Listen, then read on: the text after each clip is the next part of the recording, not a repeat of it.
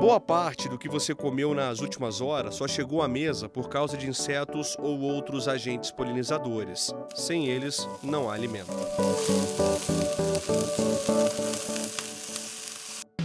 O assunto do meio ambiente por inteiro dessa semana faz parte da vida de todos.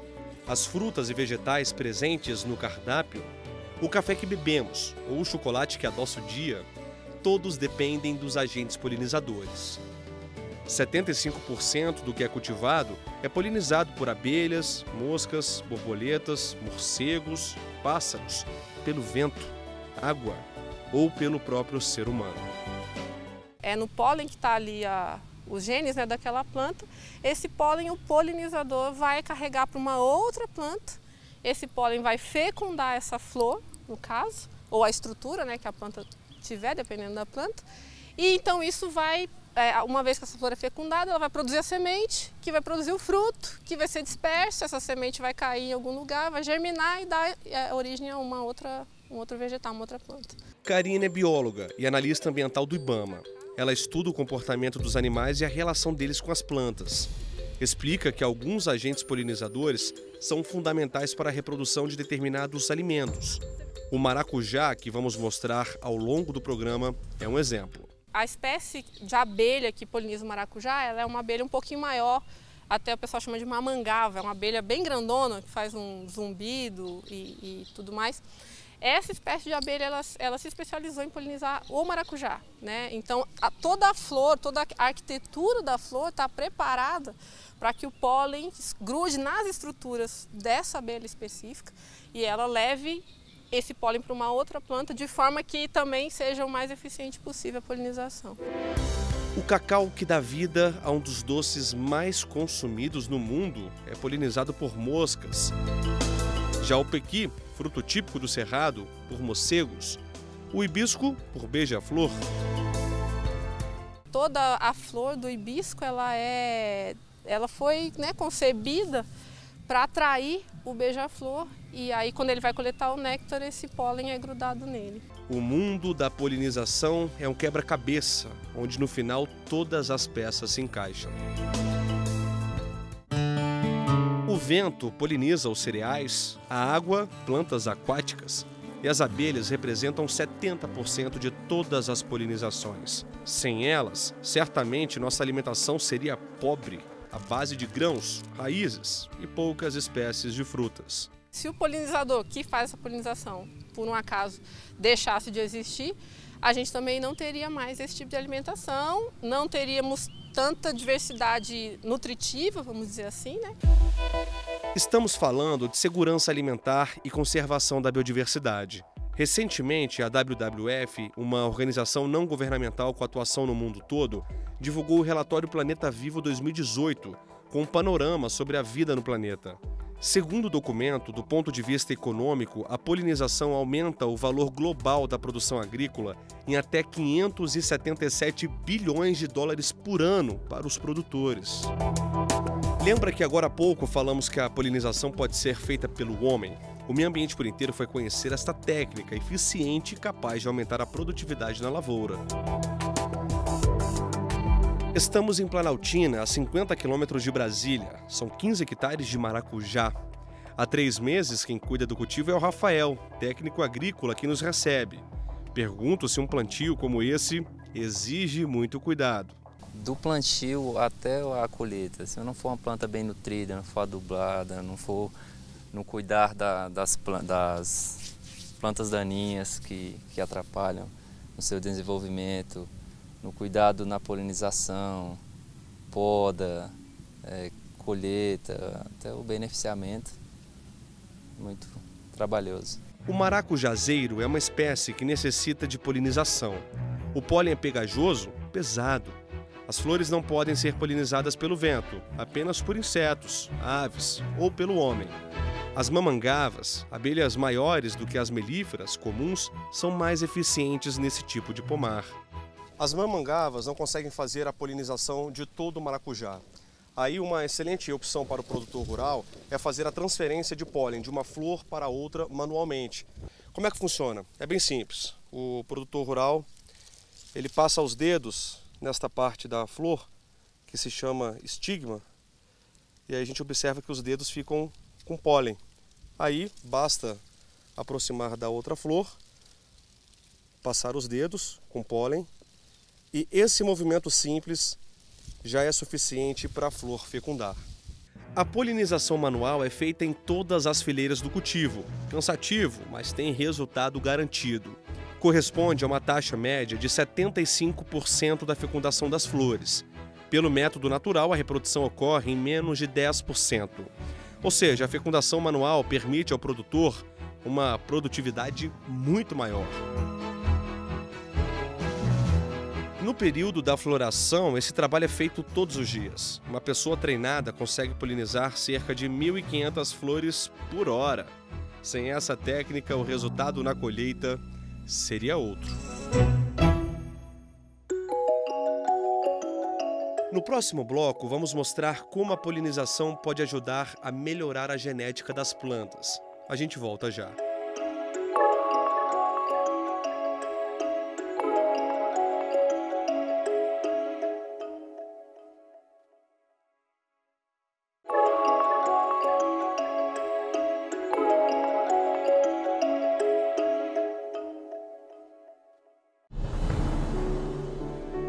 Vimos até agora como os agentes polinizadores são nossos parceiros na empreitada da vida. Já pensou se toda a reprodução das plantas fosse feita pelas mãos do homem? Certamente a oferta de alimentos seria bem menor. A polinização manual é uma técnica usada por muitos produtores rurais, como mostramos no bloco anterior. Agora você vai ver que ela também pode ser grande aliada da pesquisa. Estamos na Embrapa Cerrados, Planaltina, a 40 quilômetros da área central de Brasília. Fábio nos recebe no Banco de Germoplasma Flor da Paixão, estufa que conserva o patrimônio genético das plantas. Ele é engenheiro agrônomo, doutor em genética e melhoramento de plantas. Para entender a importância da polinização na pesquisa, precisamos explicar antes o que é o melhoramento genético. É uma arte de combinar características diferentes de várias plantas numa só, que é o processo de desenvolvimento das cultivares. Então, hoje o Brasil é uma potência na área da agricultura, de várias culturas, boa parte devido ao melhoramento genético das plantas. Para ficar mais claro, pedimos para o pesquisador dar um exemplo desse melhoramento genético. A gente combina, por exemplo, a produtividade de uma planta com a resistência genética a pragas e doenças de outra. Então, por meio dessa polinização manual ou essa polinização controlada, é possível combinar essas duas características agronômicas numa mesma planta. Então, o produtor ele vai ter uma cultivar à sua disposição que tenha alta produtividade, mas não só isso, resistência à praga e doença, que leva, logicamente, a um menor uso de defensivos agrícolas, diminui o seu custo de produção e melhora a sua qualidade de vida no campo e também para o consumidor. Fábio é pesquisador há 16 anos. Ele explica que a Embrapa desenvolve o melhoramento genético desde a sua criação, em 1973. São 150 bancos de germoplasma e 80 programas de modificação do material genético em todo o país. De soja, de milho, de algodão, de várias espécies de fruteiras tropicais, de várias espécies de fruteiras temperadas, gramíneas forrageiras, leguminosas forrageiras, oleaginosas. Então são várias espécies de plantas que a Embrapa desenvolve as cultivares por meio então do melhoramento genético. A mesma técnica feita pelos produtores rurais na lavoura é aplicada na estufa. A diferença é o objetivo. Aqui os pesquisadores buscam lançar novas variedades do alimento. Imagina, o Brasil é um país continental que tem o bioma do Pampa, do Cerrado, do semiárido, então cada bioma exige plantas mais adaptadas. Fábio nos mostra como é feita a polinização manual na estufa. A gente pega a parte masculina dessa flor, que são essas partes amarelas aqui, ó. Aqui eu estou pegando então o pólen, que é a parte masculina dessa flor, de uma espécie, por exemplo, que tem resistência a pragas e doenças. Esse pólen, ou essa parte masculina, eu vou levar até a parte feminina da outra planta. Então eu venho aqui e coloco então o pólen na parte feminina, que é essa parte aqui, ó.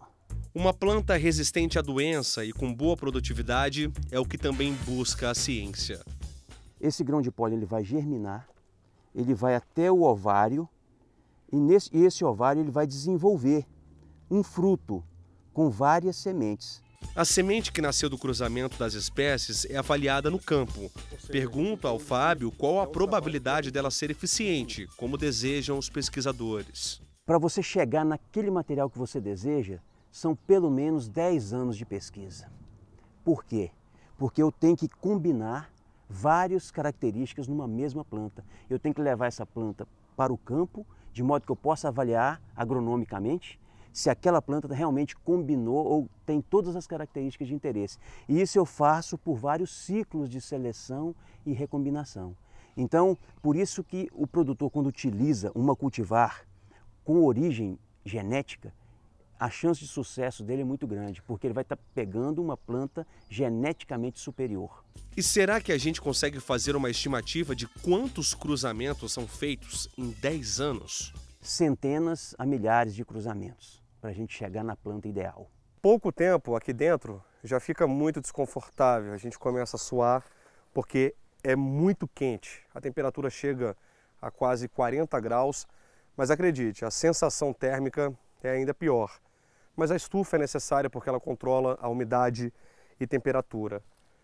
Estamos falando de 2.000 metros quadrados com 200 tipos de maracujá. Boa parte do que a pesquisa já descobriu sobre a fruta até hoje está aqui dentro. A Embrapa desenvolveu 9 variedades de maracujá. Antes de terminar nossa conversa, uma curiosidade. O trabalho do melhorista nunca termina. Sabe por quê? Conforme a ciência lança novas variedades de alimentos, os organismos, como bactérias e fungos, se tornam mais resistentes também. O homem desenvolve a cultivar, por exemplo, com resistência à doença, aí o patógeno, ele modifica geneticamente e quebra, entre aspas, essa resistência. Então, quer dizer, é uma luta entre o melhorista, entre o homem e o patógeno, para vencer, para ver quem ganha essa guerra aí. E nós estamos preparados para essa guerra. Ainda sobre a relação da ciência com a polinização, fomos parar no Reino Unido. Pesquisadores da Universidade de Southampton investigam o papel dos animais vertebrados na reprodução das plantas. As pesquisas mais recentes têm focado no desaparecimento de insetos e de não vertebrados, mas nós sabemos que os vertebrados desempenham uma função muito importante para culturas em países como o México e especialmente para a produção de frutas também na Ásia. Fabrícia conduziu o trabalho em parceria com mais de 120 pesquisadores. Ela explica que quando falamos em polinização, a atenção é voltada aos insetos e que esquecemos da importância dos vertebrados. O grupo divulgou a polinização feita por 960 espécies de aves, mamíferos e répteis. Foram realizados mais de 120 experimentos com plantas colocadas em telas, onde só era permitida a passagem de insetos. Sem os animais vertebrados, a reprodução das plantas sofreu uma queda. Quando iniciamos nossa investigação, identificamos que várias pesquisas estavam excluindo os vertebrados como agentes polinizadores de frutas e sementes. Esta exclusão pode representar até 65% de declínio na produção dessas culturas. E os países tropicais são os principais prejudicados com o declínio dos polinizadores de maneira geral.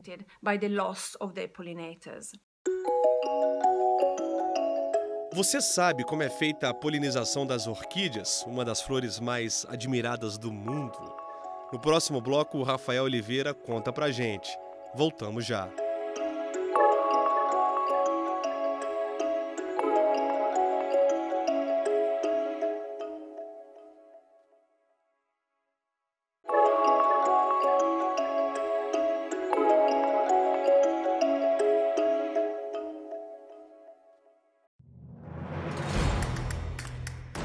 Alerta vermelho. A polinização, assim como vários elementos da natureza, está ameaçada. O desmatamento, aliado ao crescimento urbano, são os principais predadores dessa ciência fundamental para a produção de alimentos e de novas plantas. Mas com uma boa dose de esforço, ainda dá para reverter a situação.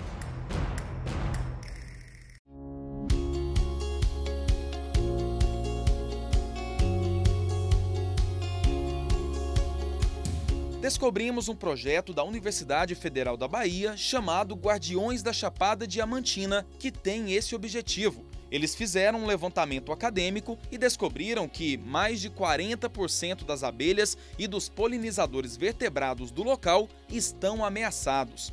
O mesmo problema também afeta o processo natural das plantas em vários pontos do mundo onde existem florestas.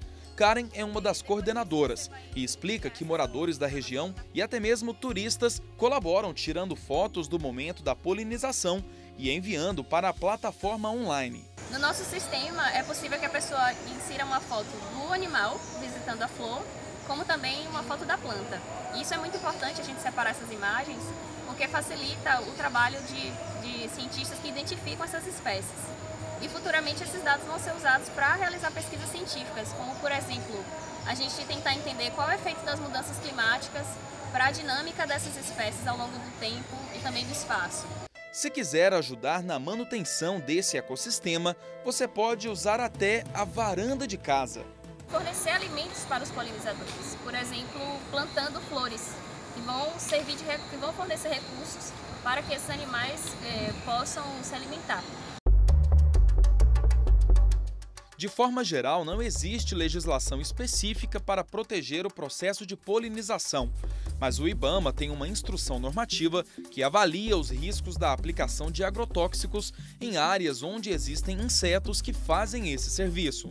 Visando coibir esse problema, o IBAMA editou em 2017 uma instrução normativa que avalia os riscos ambientais na utilização desses produtos como pesticidas, etc.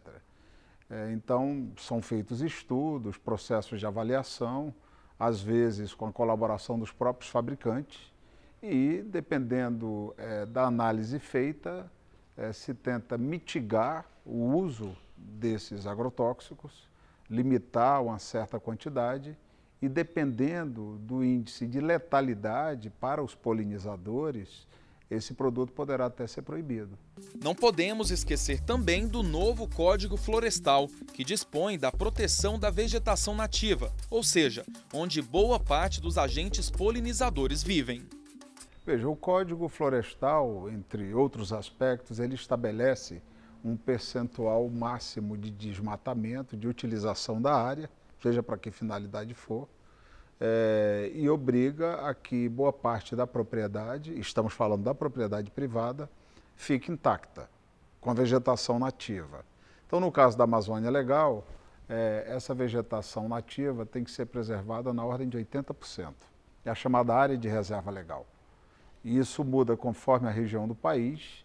Na área do Cerrado, é em torno de 35% a área de reserva legal, 30% quando se trata de Campos Gerais, e nas demais regiões, a área de reserva legal deve corresponder a 20% da propriedade.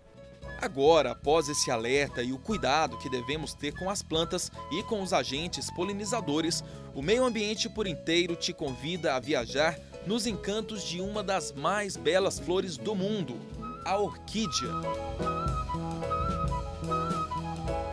Rosa, amarela, roxa, laranjada, azul. A variedade é outro fator que impressiona. No mundo, existem cerca de 50 mil espécies de orquídeas, 20 mil encontradas diretamente na natureza e outras 30 criadas em laboratório, a partir de cruzamentos. O Brasil é um dos países mais ricos nesse tipo de planta. Conta com aproximadamente 3.500 espécies, de acordo com o Instituto de Botânica do Estado de São Paulo. E a maioria está na região amazônica.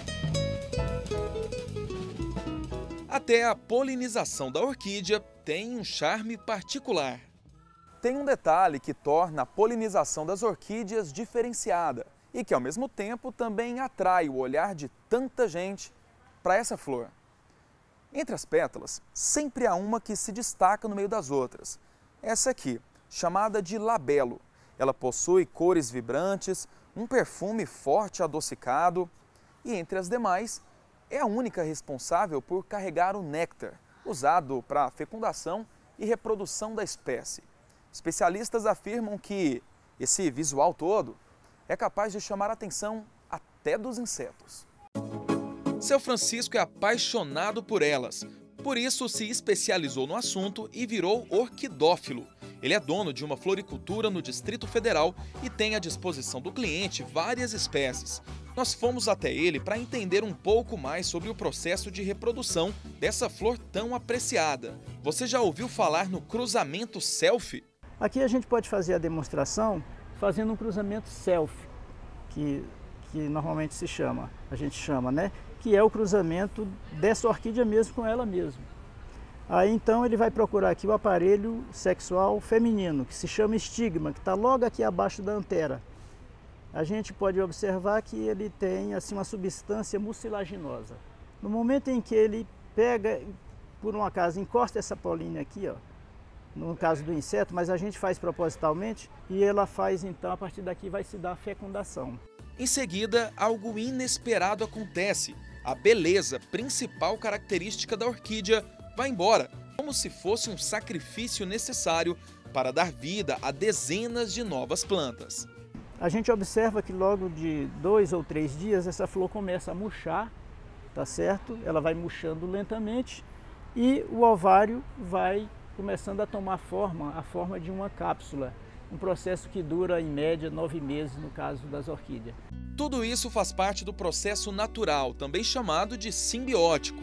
Mas seu Francisco explica que existe também o método científico assimbiótico, feito com a ajuda do homem em laboratório. Uma das técnicas é você colher essas sementes, no caso aí, você vai fazer por sementeira. A partir do momento que você colhe uma cápsula, que você fez o cruzamento, sabe qual é, identificou e sabe exatamente qual orquídea você cruzou com qual, aí sim você vai levar essa semente, ela vai ser germinada só em laboratório, em um meio de cultura próprio, tá certo? Que é in vitro. Com isso, é possível ter orquídea no mercado a preço acessível o ano todo. Seu Francisco, além de vender e cultivar a espécie, usa a flor até como terapia. Dá para acreditar?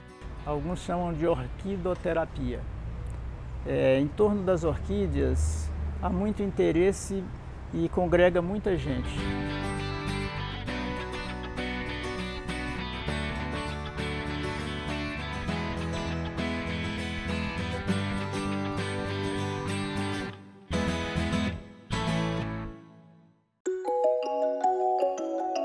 E assim chegamos ao final de mais um Meio Ambiente por Inteiro.